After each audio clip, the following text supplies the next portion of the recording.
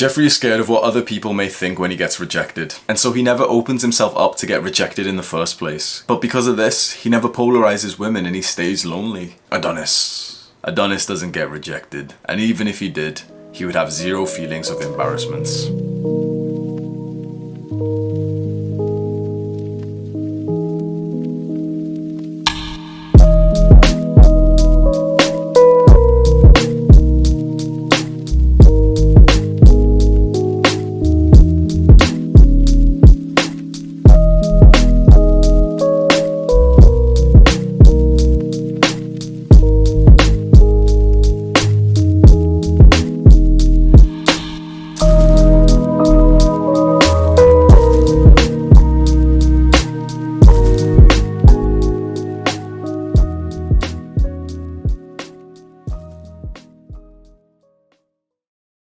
You never tell girls that you like them because you're scared of being rejected and you don't want all the people around you to see that because that would feel embarrassing. But today, you're going to learn how to get over that. My name is Hamza. I help young men go through the Jeffrey to Adonis transformation through self-improvement. Scroll down right now, click on the subscribe and the post notification button to see my next videos. I would never ever make it clear to a girl that I liked her. Through high school and college, I got like intense crushes for girls. Like I really like these girls. But I would never even get close to the point of admitting it. Not even, no, bro, that was too far. I would never even get close to the point of even just kind of opening that up for the fear that she could essentially say no to me, and everyone around me would be like pointing and laughing at me. And so what do you think happened?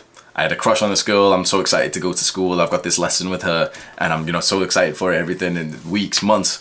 And then I'm scrolling down Facebook and I see that she's got in a relationship with someone else. Bro, the pain, bro, the pain. I was writing this script and I realized potentially the reason why I personally had feared this rejection, that feared this confrontation, is because confrontation and rejection for me often was like followed up by a slap on the cheek by my parents. And so I feel like that potentially like stunted my ability to sort of polarize and sort of, like acknowledge what I wanted from someone. But then I also realized that love hurts, but you're in pain anyway. Because when you have the fear of rejection, you're essentially protecting yourself from the rejection and, maybe the social humiliation that can come from that. When you're doing that, you have a 0% chance to get with her. And that would be okay. Maybe, you saved yourself from potential hurt. But even with this 0% chance, you're still hurting. You're still craving this person and you're not being with them. You still experience some kind of pain anyway, but with 0% chance of that pain going away. Whereas when you polarize, when you actually show your intention to someone and you risk being rejected, the percentage changes.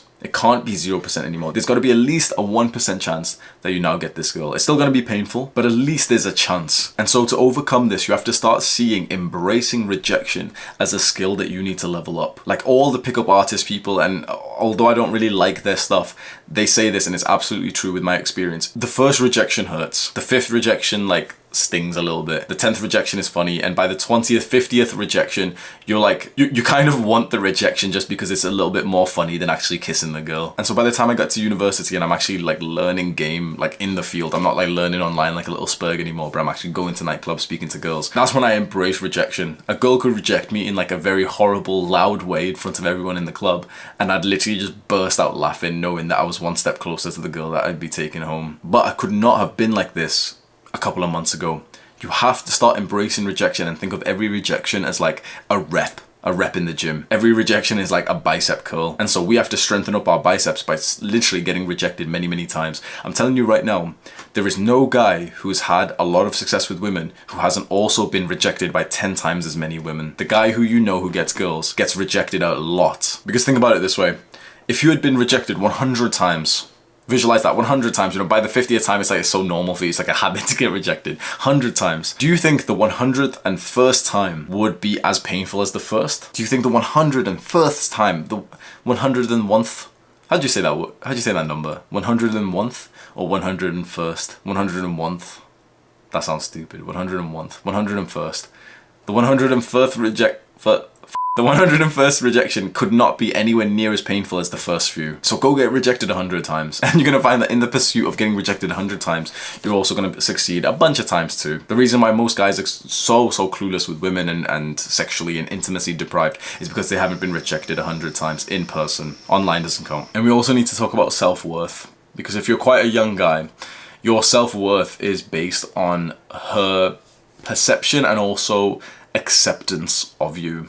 And when a woman doesn't accept us, when a woman isn't attracted to us, especially if we like her, it truly hurts. Not just like the rejection, but it makes us double check that potentially we aren't acceptable for love. It makes us feel like we're not good enough for it. And there's a certain mindset that really helped me with this. And this was that when you approach, whether it's online or in person, and she does reject you, she's not actually rejecting you as a whole, as a person. It feels like she's saying you have no right to live. It's feel like she's saying like you are not worthy. When in fact what it more is, it's more like she's kind of rejecting the profile that she's seen of you. She's rejecting the 10 seconds, 5 minutes, 10 hours that she's seen of you, and not you with your entire story. But of course we feel like she's rejecting our entire story and all the experiences that we went to and our values, but she doesn't exactly see that. Plus she might just need a shit right now. She might need like dead ass, like she might need like a very sweaty, like she might have like a bad stomach right now. Like the reason why you've gotten rejected is because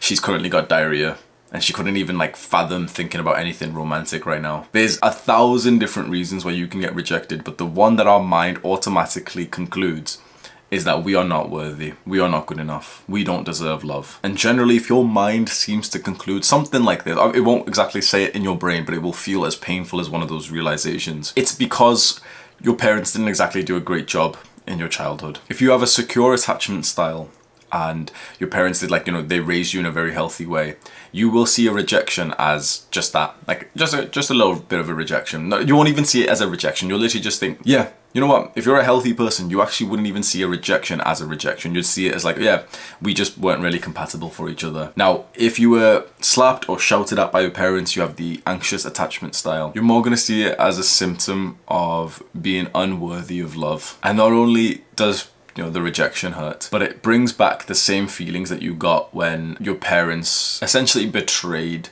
their role of your like loving protector. And I've said this before, it can be as simple as your parents shouting at you. That's enough to give a child dead ass. That's 100% enough to give a child anxiety for life. Anything to do with our adult dating lives, sexual lives especially, is so heavily influenced by our childhood. I know that lots of people disagree with this and they believe like, no, we've got full control. I don't think so, because we are shaped in our childhood. Now we can break out of that shape. Now I've done that, like, you know, to a good level, but you've got to think of how much effort it truly takes to like change yourself as a person. The majority of people have not put that effort in, which means that the majority of people will end up exactly where they were destined to be after their childhood experiences. Now you might be on self-improvement, you've done some weightlifting and stuff, fantastic, but have you done introspective work on love and inner child work? Because most people have. Now, to be honest, like I barely have. I only just started this stuff recently and it's quite like a little bit traumatic to even kind of like talk about it and to think about it. If you feel like you've got a big fear of rejection, I can guarantee you that it's because of how your parents behave to you. Because getting rejected by a girl today reminds you of you getting rejected in a very hostile, violent way by your parents. And that's why it feels so painful. That's why it makes you feel so anxious. Some depressing shit, innit? I wish I had more to kind of say to you right now, but I'm in the beginning stages of really like finding myself in like the inner child type of love work and stuff. So I can't really recommend too much because I'm a complete beginner in this as myself. I'd say journaling would help, but right now, at least for me as well, knowledge is more important, because the journaling doesn't come to huge realizations unless you've got the education in the first place. So if what I'm saying to you resonates, the book that I haven't read much of, so I can't fully recommend it, but I can say it to you in the sense that I'm currently reading the book. And the book is How to Do the Work by Dr. Nicole LePera. It's a book that I'm currently reading, and it seems like it's going to be the one that's going to answer a lot of questions. So I'm currently reading it, and maybe if you start reading it, we can pretend that we're reading it together. That's cute. I won't reject you, bro. You're always welcome in my cult. Do the hard work, especially when you don't feel like it.